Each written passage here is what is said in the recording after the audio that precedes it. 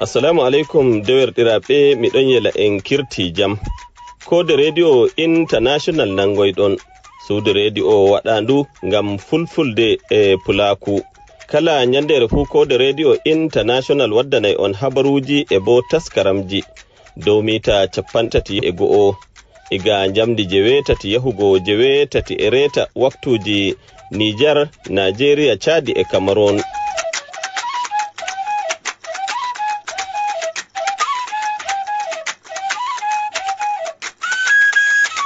On kufnama on gilanama kikidere welde to gonɗon fu nyalomare hande alat ko bo mi wiya dewo ɗum nyalomare 13 lewru 10 ko bo mi wiya lewru jolal hitande ujunnaji ɗiɗi e nogas e ɗiɗi koɗo yada bo be 17 lewru banjaru aranderu hitande ujunere temeɗɗe 454 sobiraɓe wondiɗiraɓe bananɗon kadi dane majum welay boɗɗum amma gadden kubaruji belɗi labɗi cahiɗi kubaruji duniyaru nder yontere sobiraɓe wondiɗiraɓe nda titoɗe kubaruji meɗen ko en taski ha kikiɗere ndeɗo.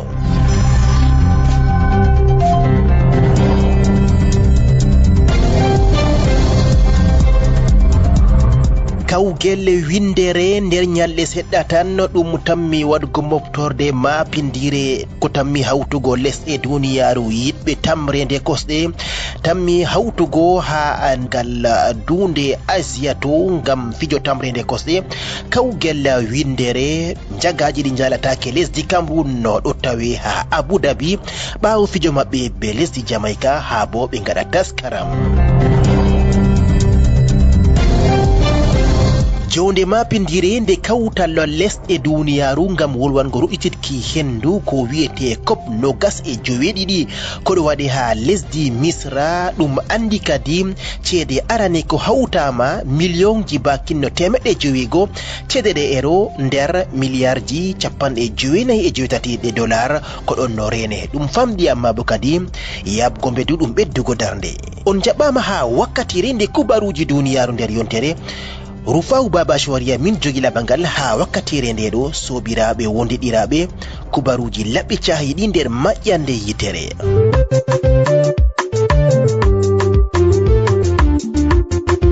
Keɗite kode radio international ngam nango kubaruji belɗi e taskaramji fere ngam ta on daɗe.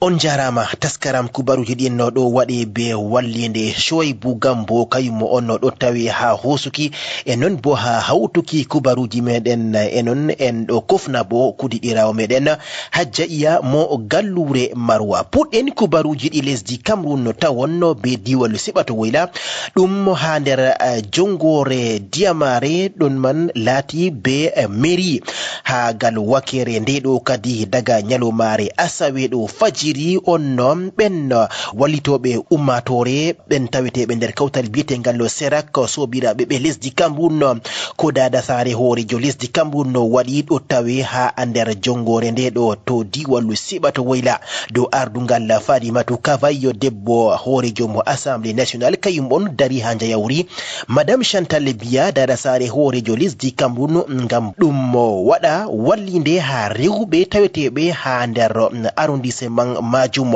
ɗum laati dokke cembiɗɗe masin no ha gal kutinirteɗe ha demitirle non bo gal kutinirteɗe goɗɗe ha wakkatire majum ɗum yejjitay bo ɓen no taweteɓe ha sangere nde ɓen jo'inanɓe balmi tawetenoɓe ha yebre nde Boko Haram mo nder diwalu Seɓato Woyla ɓen majum jo'ini balmi ngam lortugo ha dow lawol bongol ɓe keɓi kamɓe bo dokkal cembingal masin no ngal dada sare hoorejo lesdi Cameroon no ɗum laati gal wakere nde nyamande ko luti ɓen majum bo ɗo tawe gal sare nyawdigo ɗon majum bo ɗum hokki ɓe kutinirteɗe ha bo ɗum wallita jonde ummatore to gallure mairie dada sare hoorejo lesdi Cameroon ɗo tokkitini wadgo wallinde muɗum ha jonde ummatore gal bakkeje fere nder lebbi caliɗi bo ɗum latino gal lagdoto diwal Woyla lesdi Cameroon. Kubaruji nder Asawere ndiyam ɗum lawol ɓangtal kadi ɗo on ko jo'inama be inde taskaram gotka walla ko waɗama ha gallure marwa lamorde diwalu seɓato woyla lesdi Cameroun do ardungal jagorɗo halifitinaɗo nder kaku ha lesdi Cameroun biteɗo Mununa Futsu ɗum man fodde ko o yalɗira ha babe fere fere ko ɗo tawi nder juutam nder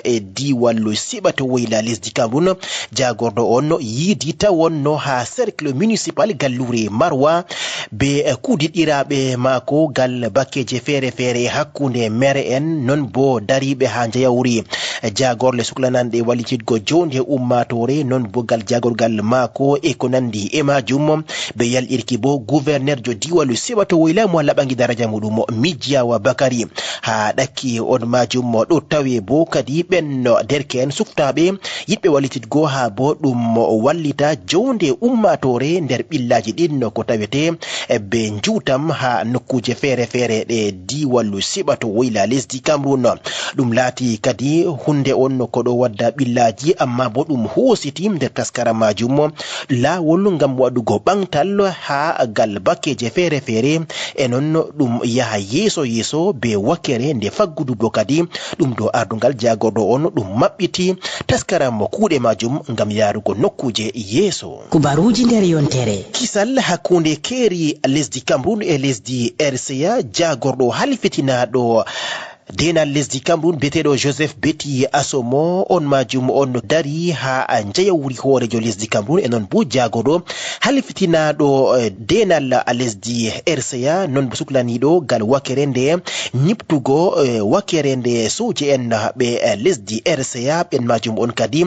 ɓe dari ha jayawri lesɗe maɓɓe bana hoorejo lesdi Cameroun no malaɓangi daraja muɗum Paul Biya non bo hoorejo lesdi RCA professeur Archange Faustin Touadéra kadi ɓen majum on yerɓi jagorɓe maɓɓe ngam bo ɗum waɗa jonde tatabre e nde lartugo jahargal kisal hakkunde keri lesdi Cameroun e lesdi RCA ɗum jonde on ko waɗama ha gallure ngawdere lamorde diwallo seɓato woyla ɗon man laati ngam sembiɗitgo gal kudiɗiragu hakkunde lesɗe ɗen ɗiɗi e non bo ngam wallititgo jahargal jonde jam e de'ende.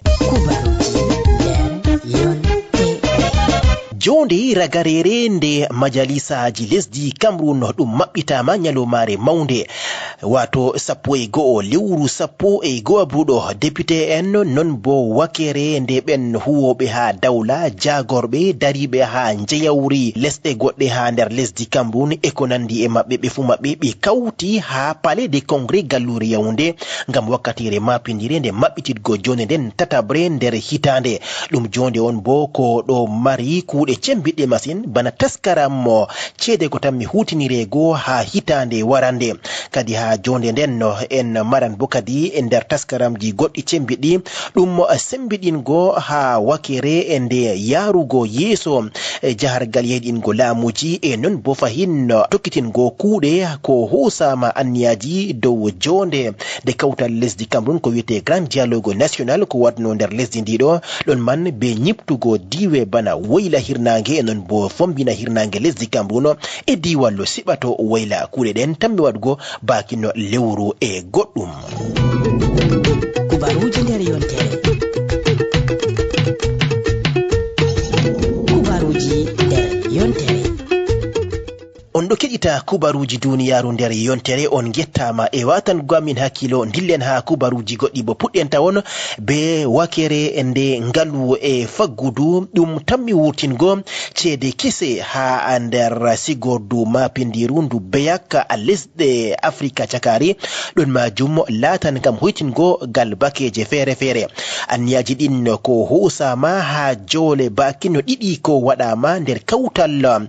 kudiɗiragu Afrika cakari gal ko larani ceede e ngalu faggudu ɗum man ko waɗamano nyalomare nogasre lewru joweɗiɗi hitano jonaji ɗiɗi e nogas e ɗiɗi ha gallure Douala lesdi Cameroun ɗum tammi wurtingo ceede kese bana sunku temere gal ɗereji non bo borowol boro ɗiɗi boro jowi e non boro sappo ceede ɗe franc CFA majum tammi wargo wo'itina gal jahargal kuuɗe ɗe ngalu lesɗe ɗen ɗe Afrika cakaje ɗum hoytinan bo gal wakere nde waɗugo ceede ɗen ɗe handay wancugo dow laabi ko wiyete phobie e ko nandi e majum ɗum maran bo kisal ɗuɗɗum masin ban ko andinama gal bakeje fere feere ɗum hunde on mapindede masin ko tammi yottugo ha nder hitande ndeɗo ha nder kuje ɗen cembiɗɗe kese ko tammi ɓeddego ha ceede majum latan bo ɗum nastingo ɗemɗe ko tawete ha nder kawtal lesɗe Afrika cakari koɗo hutinira ceede franc CFA majum bana ɗemgal faransawal non bo ɗemgal turankewal ɗemgal arabinkewal bana lesdi Chadi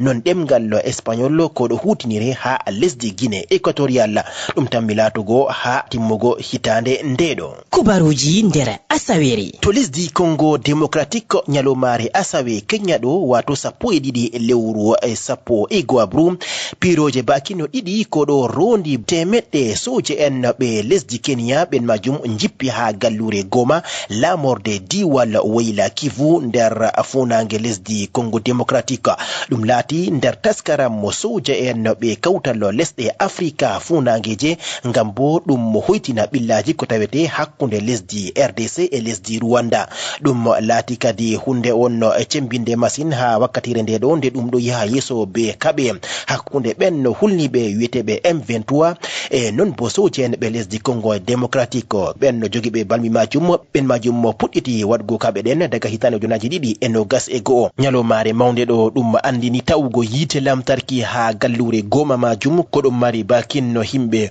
millionre woore e bo ɗum wuro on go ɗum mari jahargal faggudu cembiɗɗum masin hulniɓe ɓe M23 gaɗi bonondaji ɗuɗɗi masin janyal e tati ɓawo ton soje en ɓe lesdi Congo démocratique bo kamɓe bo ɓe lori ɓe gaɗi bonondaji dow ɓen hulniɓe majum be piroje e ko nandi e man hoorejo lesdi Kenya ɓoymajo Uhuru Kenyatta kayum on suɓama be kawtal lesɗe Afrika funangeje ngam heɓugo dabareji ha bo ɗum darna kaɓe ɗen on majum ɗo rene hande ɗo nyalomare alatto gilla ha gallure Kinshasa ngam kuuɗe bakin nyalle ɗiɗi. Kubaruji nder yontere. To lesdi Nigeria motawa rondinga nyebbam do'i e non bo waɗi fettande mapindire ko mbari himɓe 12 banko andinama be polisaɓe diwal Kogi motawa nga rondinga nyebbam kutinirteɗam ha motaji soyi darnirɗum muɗum e non wari nasti kadi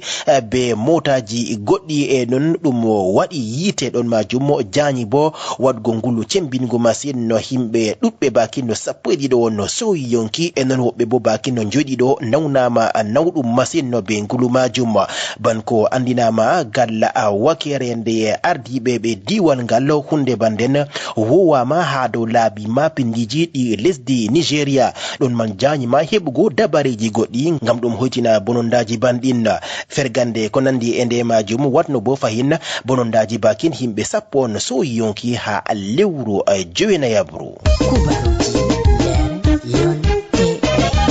jonde mapindiri ko hawti ummatoje wariɓe daga nokkuje feere nder lesɗe duniyaru ngam wolwango haala ruɗɗititki hendu ko wiyete changement climatique be ɗemgal faransawal ɗo waɗe ha lesdi Misra nyalomare mawnde ɗo ha gallure Sharm el Sheikh to lesdi Misra majum ɗum waɗi moftorde mapindire masin be ɓen wariɓe daga nokkuje goɗɗe na ngam waɗugo jonde nden amma bo ngam waɗugo wankore ha bo kadi ɓe ƴownita lesɗe ɗen no mapindije kujiniranɗe tele cembiɗɗe ko ɗo wadda bo ɓillaji ngam ruɗɗititko hendu nder lesɗe duniyaru ɗon man ko andinama be egel en no hendu wiyetendu dioxyde de carbone tammi ɓeddugo bakin yebre woore dow temerre ha dow hitande ujunaji ɗiɗi e nogas e go'o e non bo ɗum tammi yottugo bakin milliardji 35 ko piccal 9 tonji nder lebbi seɗɗa ɗon man ɓuran hendu ndun ban ko taweteno ha hitande ujunaji ɗiɗi e 19 fodde ko ɗum yotta be covid-19 ha wakkatire nde jonde majum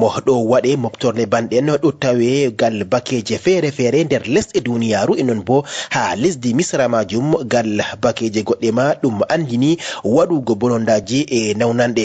jone majum tammi timminego nyalomare 18 lewru 11 to lesdi Misra majum. Kubaruji nder Asawere. Dow lawol gotol majum jonde wietende COP27 ko bo COP nogas e joweɗiɗi ɗon man ɓe puɗɗi hawtugo ceede ngam bo ɗum heɓta dabareji ha lesɗe goɗɗe ha bo ɗe canja noy on ɗe kutinirta lawol heɓugo yite lamtarki. Lesdi Faransa e lesdi Jaman wurtini ko yahanta arandejum miliyonji temeɗɗe jowiego ceeɗeɗe euro ha bo ɗum wallita wakere e nde guitele ha lesdi afrika fombinari ɗon man laati nder taskaram mo cembitka on ko hawtama no bo be dabareji ɗi COP 27 majum ha lesdi misra ceeɗeɗen laati pamarum masine nder ko joƴinama be anniyaji ɗi jonde majum bakino miliyarji capanɗe jowenayi e joyitati ceeɗeɗe dollar lesdi afrika fombinari ɗo hutinira bakin geɓe capanɗe jowitati dow temerre fuu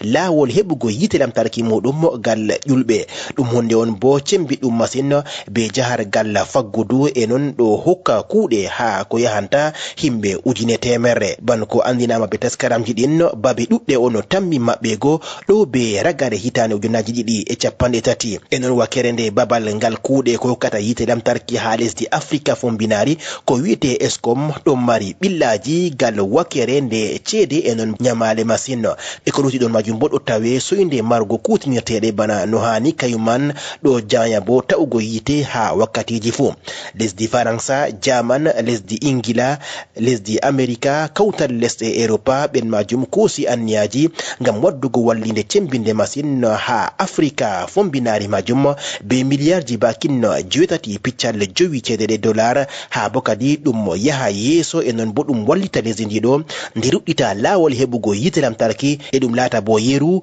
ha gal wakere nde ɓangtal nder lesɗe duniyaru lesɗe afrika ɗe fuu maje ngam roccitgo kutinirteɗe muɗum ha bo ɗum heɓa yite lamtarki ɗum mari haaji ko yahanta miliyarji 2 ceeɗeɗe dollar ɗo be hitande ujunaji 2.3 ɗon man tammi heɓego ɓurna majum fuu gal wakere nde ɓen waddanɓe wallinde be lesɗe goɗɗe kubaruji nder yontere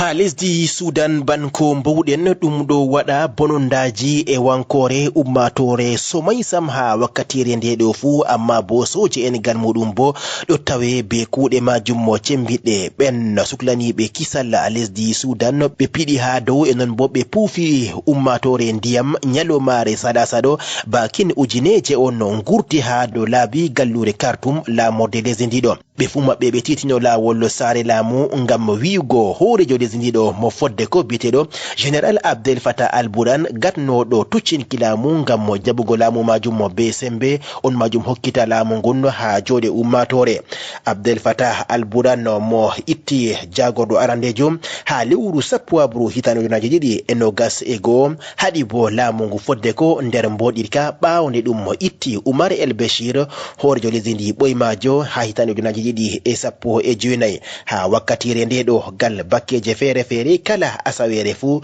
ɗum ɗo wurta ha dow laabi ngam salugo laamu ngu soca en no enon bo nder lesdi ndi ɗo jotta jahargal faggudu ɗo tawe nder ɓillaji cembiɗɗi masin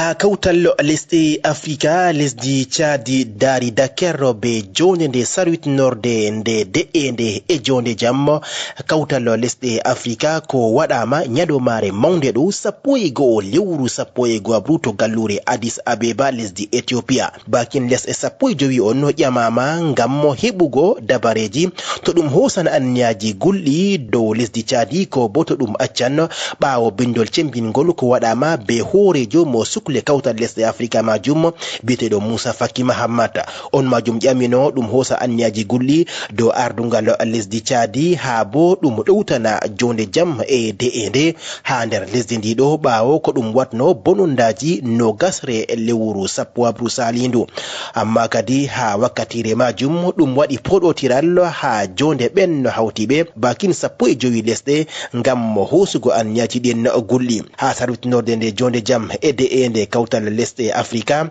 ɗum hoosi dabareji ɗin ɓurna majum fuu be salugo hosugo anniyaji gulɗi ha dow lesdi Chadi nder lesɗe bakinno 15 ɗum lesɗe 11 on no sali ɗum hoosa anniyaji gulɗi ɗin e non lesɗe bakin tati bo ƴowniti ɗum hoosa anniyaji gulɗi ɗin amma bo lesdi afrika fombinari gal muɗum walagal wakere nde ko be ndeya fuu ha wakkatire majum Moussa Faki Mahamat to ɓi lesdi Chadi e non bo taweteɗo ha ardungal sukle kawtal lesɗe afrika ɗaɓɓiti andingo ɗume on waɗi o waɗi bindolngol cembingol ngam bo ɗum hoosa anniyaji golli dow lesdi maako kubaruji nder Asawere. Wakerende njamu bandu en dilla ha lesdi Malawi opere mapindire nde nyawu soyinde sewa ko wiyete kolera don majum ko meday yi'ego nder duubi sappuga en jidin nder lesdi ndido do tawe be ustaru ba wadugo bonondaji cembidi ha lewru sappo e gobro ha wakkatire nde do banko andinama be jagogal suklani ngallo njamu bandu nyalo mare alarba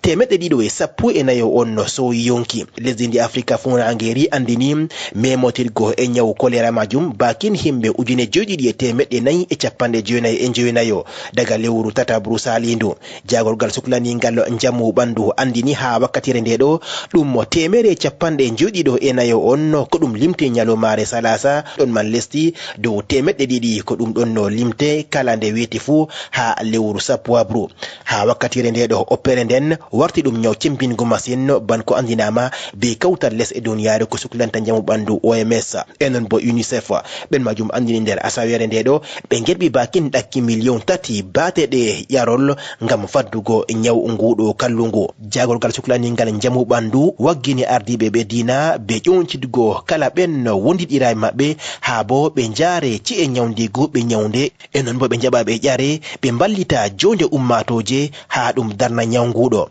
ha wakkatire nde do gal bakeje dudde wonno himbe ngida yago ha ci e nyawndigu ngam ɗowtango dinaji mabbe nyaw soyde sewa ku kolera ɗum mema kala hitande fu hakkunde million e ujune teme e tati yahango million nayi nder les e duniyaru enon podo mbara ummatore ɗakki ujune temere capanɗe nayi e tati kubaruji nder yontere ha lesdi Komor ɗakki bakin no gas e gelle on nangaɓe ha sare fursina lamorde lesdi ndi ɗo doggi nyalomare alarba ɗo kikiɗe banko andinama be nyawadu towndu enon bo ardungal wakere nde fursinaji lesdi ndiɗo ɗum no gas e tato on no nangano e majum fondi doggugo amma bo woɓɓe nangama sappo e joɗiɗo on ha wakkatire nde ɗo ɓeɗo ɗaɓɓite ɓe anda ha toye ɓe dilli hande bakin duuɓi ɗiɗi no bo capanɗe nayo on nanganoɓe majum doggi ha sare fursina moroni nder wakkatire nde kala ko moe fu ɗo tawe nder julde jalorgal tamre nde kose ha dow lesdi Kenya nder maɓɓe ɗo tawe biyeteɗo Insa Mohammed to tumaɗo fondugo wadgo tuccinki laamu ha dow horejo lesdi biyeteɗo Azali Asumani on majum heptamano ha lesdi Madagascar enon bo o lornama to gallure moroni amma nda ga en no lebbi ɗiɗi ɗum lori fayin ɗum waɗi hunde nden kayɗinide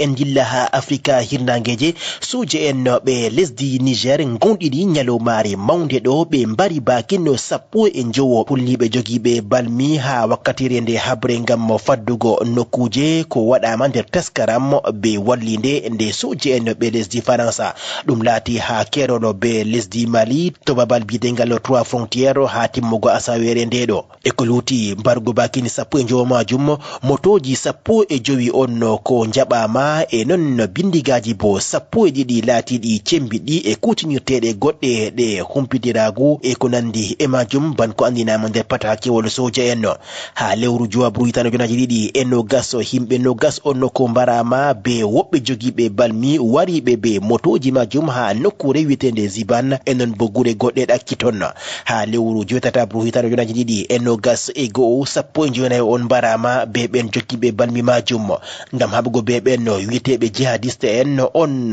ardungal lesdi Niger hoosi anniyaji gulɗi daga hitano jonaji ɗiɗi e sappo e joɗiɗi be haɗugo motoji jemma e nangue ha gal bakeje feere feere mabɓugo luuɓe enon bo mabɓugo babal ngal sippugo nyebbam ha bo ɗum haɗa ɓen jogiɓe balmi majum heɓugo nyebbam malla bo nyamande ko tammi dorugo ɓe wurtugo ha babe feere feere ko yahanta bakinno soje en ujune tati on ɓe lesdi Faransa yerɓama ha nder Sahel nder maɓɓe ɗo tawe ujunere temeɗe joɗiɗi capanɗe tato on ha lesdi Niger ɓurna maɓɓe fu laata ƴumminoɓe daga lesdi Mali.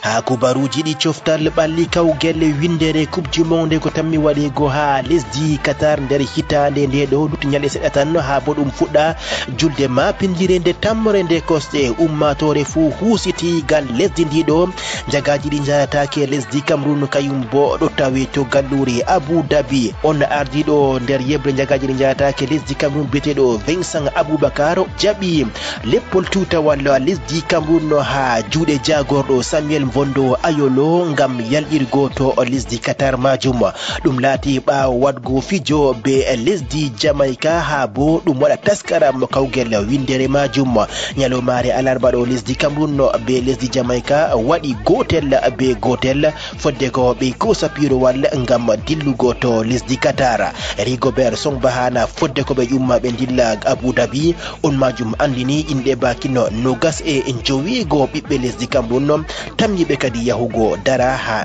jewri lesdi ndiɗo ha julde mapindire nde tamre nde kosɗe. Ha kawgel windere majum ɗum laati kobarwol mettugol masino be ɓen yiɗiɗiraɓe ɓe tamre nde kosɗe lesdi Sénégal enen bo ɓiɓɓe lesɗe Afrika. On fijowo lesdi Sénégal biyeteɗo Sadio Mané foti o tammay fijugo ha kawgel windere majum daga nogasre lewru 10 abruɗo yettugo 13 lewru 12 abru. On man heɓi nawnande ha minti nogas wakkatire nde fijo be Bayern Munich nyalomare salasa joytati lewru 10 abruɗo ha yeeso kawtal biyetengal Werder Bremen. Ha kubaruji ragareji ɗum ɗo reni jawabuji gal wakere nde jamu ɓandu to foti o fijako bo o tammay heɓugo lawol fijugo kawgel windere majum. Ha kubaruji tamrende kosɗe lesdi Cameroun Ligue MTN Elite 1 lesdi ndiɗo nyalomare jowabre nda jawabu fijo majum. UMS Delum hosi jalorgal ha yeeso Renaissance FCD ngumu bebi gotel dow mere. Aigle Royal de la Ménois do'i ha yeeso Edin Sport de la Likie bebi gotel dow mere. Do ere Jiko FC ha yeeso Colombe de Diaylo bo bebi ɗiɗi dow gotel. Jalorgal Canon de Yaoundé dow Stade Renard de Melon bebi ɗiɗi dow gotel. Avion académique du Cam kayimbo ha dow PWD de Bamenda bebi gotel dow mere. Astre de Douala be Dragon de Yaoundé kamɓe bo ɓe ngari ɗiɗi be ɗiɗi. Jalorgal Yaoundé Football Club ha dow APGS de Fou bebi ɗiɗi dow gotel. Gotel be gotel jawabu hakkunde Fauve Azur e Gazelle FA. Yon Sport Académique de Bamenda hos jalorgal ha yeeso AS Fortuna de Fou bebi ɗiɗi dow gotel. E non mere be mere hakkunde Fauve Football Club de Baham e Union de Douala.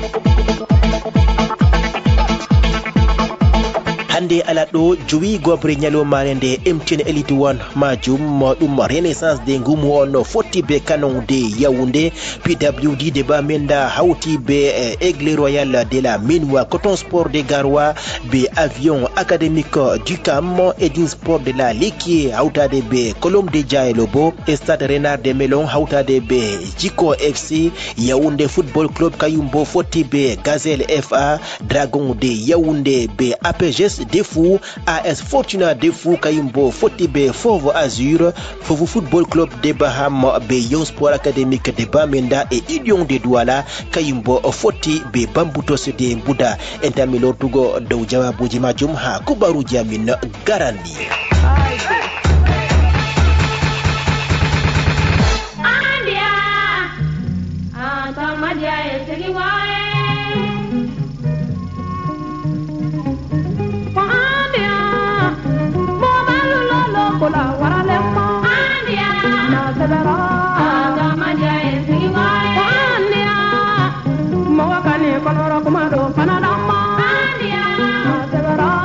Kubaruji duniyaru nder yontere en ɗo tawe to lesdi Mali be dande nden welde Oumou Sangare be gimol ngol Andia. Sobiraɓe wontiɗiraɓe haɗo on kadi en darata kubaruji duniyaru nder yontere. Mi yetti on e watango amin hakkilo kubaruji labɓi caheɗi sey asawere wonande to jawmirawo jaɓi hokken bawɗe bawal e jamu ɓandu. Janginen duren ndemen ngam yarugo nokkuje meɗen yeeso. On jarama.